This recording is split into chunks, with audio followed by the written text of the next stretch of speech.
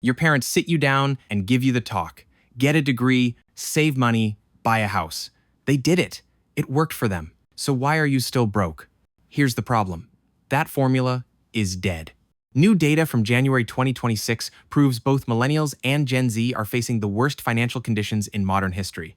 But one generation got dealt an even worse hand. Hi, I'm Fred, and today we're exposing which generation is more screwed when it comes to money. Don't forget to subscribe and to like this video. Part 1. The wealth they promised you doesn't exist anymore. Let's break down the fighters. In one corner, you've got millennials, now 30 to 40 years old. They watched the 2008 financial crash destroy their parents' savings, right when they were starting college. Student loans felt like the only option, and they graduated into a job market that barely existed. In the other corner stands Gen Z. They came of age during COVID, saw prices explode during the 2021 to 2026 inflation surge, and entered a workforce that demands experience they couldn't possibly have. But here's what nobody tells you. The wealth gap between these generations and their parents isn't just big, it's massive. Millennials missed the housing market when it was affordable. After 2008, prices tanked, but they had no money and terrible credit. By the time they saved enough for a down payment, mortgage rates hit 7% and median home prices topped $422,000. 1 in 4 college graduates with student loans say their debt delayed homeownership by a full decade. Gen Z got it even worse. They're watching from the sidelines as even first-time buyer programs become unreachable. You need 6 figures of income just to afford a median-priced home now. The American dream didn't just get harder. It became mathematically impossible for most people under 35. Part 2. Your paycheck is lying to you. Millennials were promised that college degrees meant financial security. Instead, they earned 20% less than baby boomers did at the same stage of life. Gen Z walked into an even bigger trap. They started working right as inflation hit historic peaks between 2021 and 2026.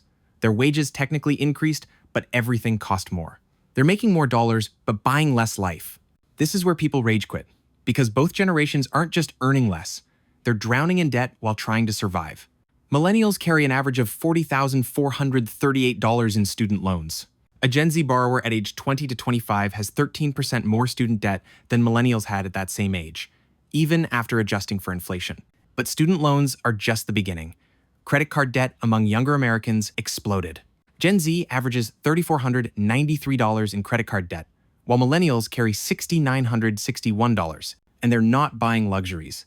They're using credit cards for groceries and rent because their paychecks don't stretch far enough. Part 3. The mental damage nobody talks about. New research shows Gen Z reports the highest financial anxiety ever documented. 71% of Gen Z experience anxiety over finances compared to 55% of baby boomers. When you're 24 years old and can't imagine ever owning a home or retiring, that does something to your brain. Millennials aren't doing much better mentally. After fighting through the 2008 crash, student loans, stagnant wages, and now watching Gen Z struggle even more, many just gave up the fight. Forbes reported in 2025 that less than 60% of millennials describe their mental health as good, with over a third feeling stressed or anxious most of the time. The rise of quiet quitting and leaving hustle culture behind isn't laziness.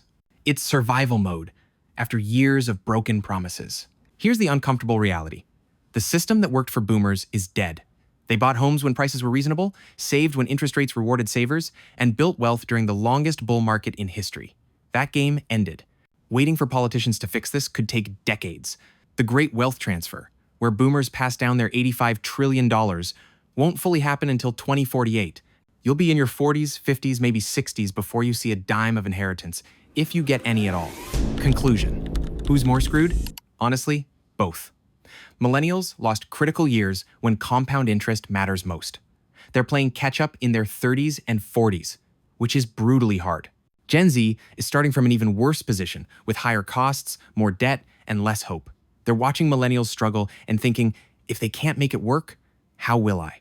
But here's the thing, you can't control the economy you were born into. What you can control is your response. And understanding this rigged system is your first step toward financial freedom. The only way out is maximizing your income potential while simultaneously investing whatever you can. Negotiate harder for raises. Switch jobs every 2 to 3 years if you have to. Learn high-income skills. And the second you have extra money, put it to work in index funds, retirement accounts, anything that grows.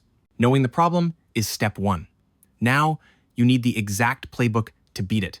I've picked out another video that shows you exactly how to maximize income and build wealth, even when the system's rigged against you. Click here to watch it.